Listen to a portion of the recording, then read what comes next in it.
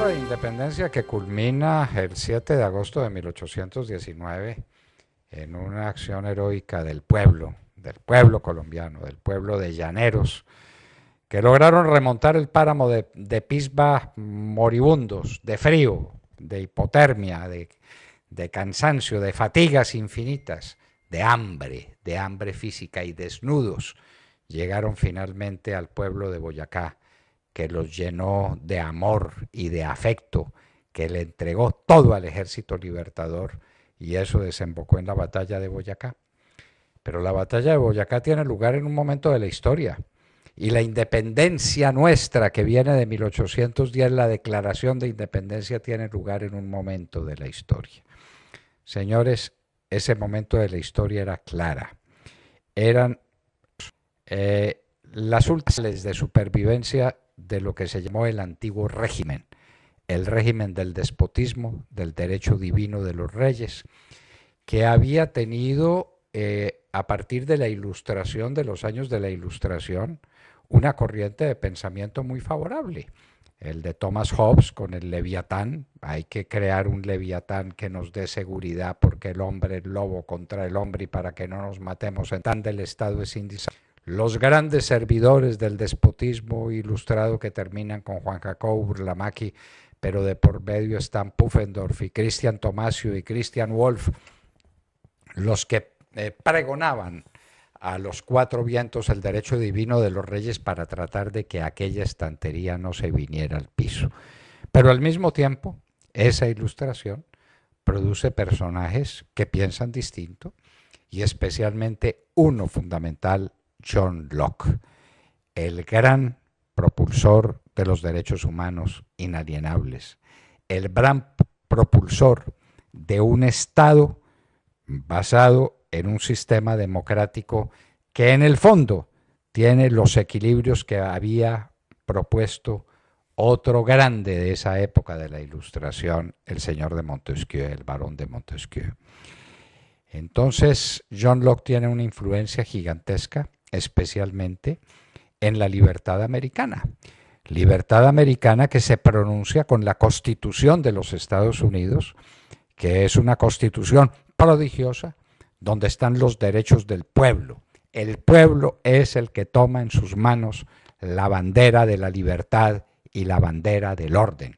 El pueblo americano, que había sido influido muy directamente por Thomas Paine, un pensador que en Europa era pensador de poca monta en cuanto a la influencia que tenía, pero cuando produjo su obra en los Estados Unidos, aquello se difundió como la pólvora, y los padres de la independencia americana tienen entonces mucho del pensamiento de John Locke, transmitido en gran parte por Thomas Paine.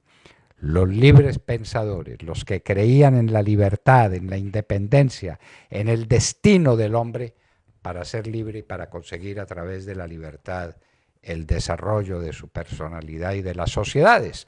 Sociedades que tenían que ser democráticas. El pueblo americano era esencialmente democrático, como lo describe Alexis de Tocqueville en La democracia en América, se llama precisamente su obra, uno de los grandes tratados de ciencia política que jamás existieran.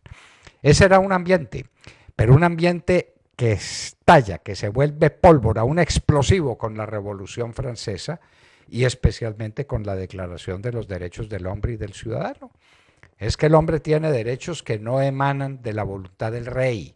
No es el rey el que le concede al pueblo, es el pueblo el que tiene derechos, y esos derechos tienen que ser respetados por el mandatario, sea quien sea. Y el pueblo en la Revolución Francesa ya no creía en el derecho divino de los reyes. Ya cuando se expidió la Carta de Nacionalidad de los Derechos Civiles, esa Carta de Nacionalidad era dictada en un momento en que se tambaleaba el poder del rey, que finalmente terminó en el cadalso Luis XVI. El ambiente, el fermento de toda esa etapa revolucionaria en favor de la democracia, en favor de una noción nueva, que es la noción del pueblo como elemento decisivo en la conducción de sus destinos a través de un sistema precisamente democrático con equilibrio de poderes, en las palabras de Montesquieu. Eso era lo que nos venía. ¿Y nos vino por dónde? Nos vino por Simón Bolívar, quien respiró en Europa ese ambiente, quien lo estudió a fondo, en profundidad.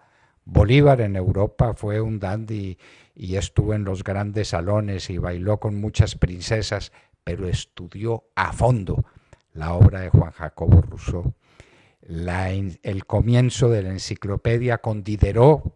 Estábamos celebrando hace poco un año de la muerte de Diderot.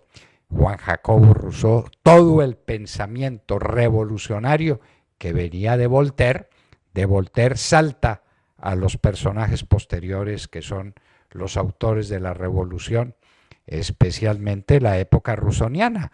Bolívar era muy rusoniano, su educación fue muy rusoniana, de Simón Rodríguez, que tuvo grande influencia en Bolívar. Bolívar va a Europa, bebe en las fuentes de la Ilustración y jura en el Monte Sacro darle la libertad a nuestro país. Ese fue el ambiente político, el ambiente espiritual de donde brota la pasión de Bolívar por la libertad, que trata de imponerla en Venezuela. Venezuela lo traiciona, tiene que llegar desterrado a Cartagena. En Cartagena produce ese manifiesto colosal de unas dimensiones gigantescas que hemos olvidado y que inclusive se le olvidó al presidente Duque ayer en el puente de Boyacá, y entonces se pone a las órdenes del gobierno, pero diciéndole hay que ir a libertar a Cartagena, a Caracas, y hace la campaña admirable con tropas granadinas. Ahí mueren hombres de la dimensión de Atanasio Girardot, de Antonio Ricaurte, que son los productos de un gran fermento revolucionario en la sociedad más distinguida de la Nueva Granada de entonces. A Bolívar terminan por derrotarlo, viene, se pone a las órdenes de Camilo Torres, quien le da la orden de ir a Cartagena para tratar de contener la invasión que están intentando otra vez las fuerzas españolas comandadas por don Pablo Morillo. Va Bolívar a Cartagena, no le dan tropas, va a Santa Marta, no le dan tropas. Santa Marta y Cartagena están en guerra interna. Bolívar, desolado, entristecido, derrotado, tiene que partir para Jamaica, y desde Jamaica produce otro de los grandes monumentos políticos de la historia, la Carta de Jamaica, dirigida a un caballero inglés. Se le olvidó también al presidente Duque hacer esa mención ayer para explicar lo que pasaría 3 años después de la Carta de Jamaica en la batalla de Boyacá.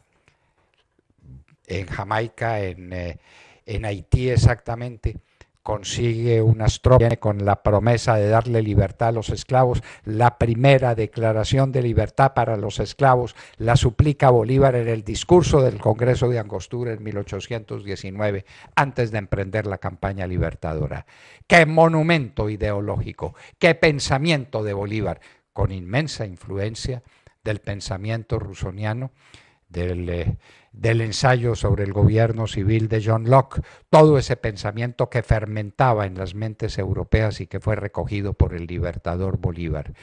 Convencer de eso a estos hombres perdidos en la mitad de la nada, a estos llaneros perdidos en la inmensidad del llano, convencerlos para intentar la más grande hazaña que se intentaría jamás sobre la tierra: remontar el páramo de Pisba con hombres que llegaron desnudos, sin caballos, sin pertrechos, sin nada, solamente con el amor por la libertad que recoge la gente de Boyacá, y la gente de Boyacá se entrega a vestir un ejército desnudo, a darles armas al que no las tiene, a armar un ejército, una caballería que había venido despedazada, para darle los caballos a Rondón que harían la carga del pantano de Vargas.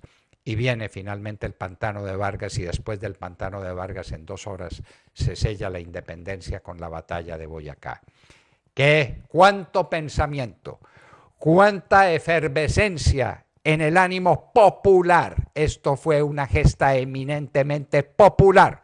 Y por eso nuestra sorpresa, indignación no, nuestra sorpresa infinita de que Boyacá haya sido un acto reservado para las élites que recibieron carta de invitación. Esa era una fiesta del pueblo colombiano y el pueblo colombiano tenía derecho a asistir al monumento de la patria para recordar su gesta suprema, esa gesta que comendó Bolívar en nombre de un pueblo al que quería darle no solamente libertad e independencia, sino la gloria de una república gigantesca, de la Gran Colombia, que iba a quedar constituida en el Congreso de Cúcuta con la Constitución de Cúcuta de 1821. Pero vinieron las pequeñas pasiones, las pasiones aquí y allá, las de Flores en el Ecuador, las de Santander aquí en la Nueva Granada, las de Páez en Venezuela. Se destruye el sueño bolivariano en la dimensión histórica fundamental que no se recordó. Lo que se liberó fue la Nueva Granada, pero con un destino claro a la constitución del más grande país del mundo, que sería el país que soñaba Bolívar, la Gran Colombia. Esto es lo que tenemos que recordar a propósito de la batalla de Boyacá, una historia que lamentablemente no hubo tiempo para que se tratara en aquel acto reservado de los 200 años de celebración de nuestra independencia.